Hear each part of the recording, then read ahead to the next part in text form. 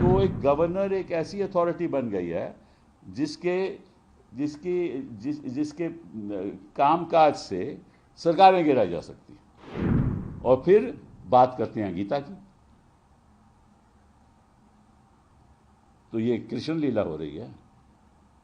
Chief minister के खिलाफ बेबुनियाद आरोप पे कहते हो अब क्या होगा कि जांच होगी, फिर कहेंगे साहब जांच कैसे करें, चीफ मिनिस्टर तो यहाँ कायम है, या तो चीफ मिनिस्टर इस्तीफा दे। सारी पार्टीज को, सारी ऑपोजिशन की पार्टीज को इकट्ठा होकर ये मामला उठाना चाहिए। आपने कभी सुना कि बीजेपी की सरकार में किसी मंत्री के प्रति कोई भी जांच हो रही हो? कि जहां जहां विपक्ष की सरकारें हैं वहां सब मतलब के लोग चोर हैं और सब लोग आरोपी हैं, और जहां भाजपा की सरकारें हैं वहां शुद्ध हैं। इससे आपको मालूम है कि यहीं जुलाई में मेरा ख्याल दिल्ली में ही कॉन्फ्रेंस हुई थी गवर्नर्स की, तो उन्होंने बीजेपी के गवर्नर ने आकर ये कहा कि हम तो एक्टिव बनेंगे, हम पैसिव गवर्नर नहीं हैं, हम तो एक्टिव गवर्नर हैं।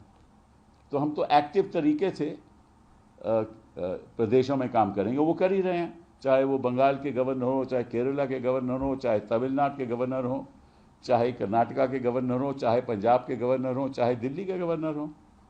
तो एक उदाहरण तो आप देख ही रहे हो। तो एक गवर्नर एक ऐसी अथॉरिटी बन गई है जिसके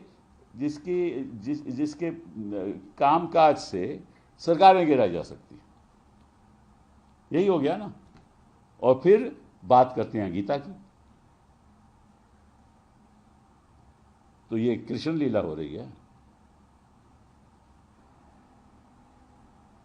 कि आप सरकारें गिरा रहे हो, चीफ मिनिस्टर के खिलाफ बेबुनियाद आरोप पे कहते हो अब क्या होगा कि जांच होगी, फिर कहेंगे साहब जांच कैसे करें, चीफ मिनिस्टर तो यहाँ कायम है, या तो चीफ मिनिस्टर इस्तीफा दे।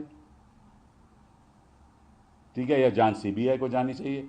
अगर सीबीआई को गई तो आपको मालूम है क्या होगा। तो एक षड्यंत्र है, सरकारें गिराने का षड्यंत्र है।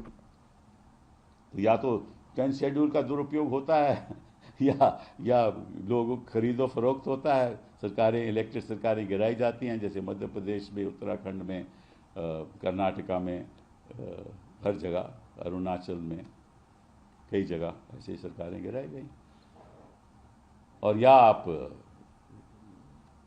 ईडी को इस्तेमाल करते हो।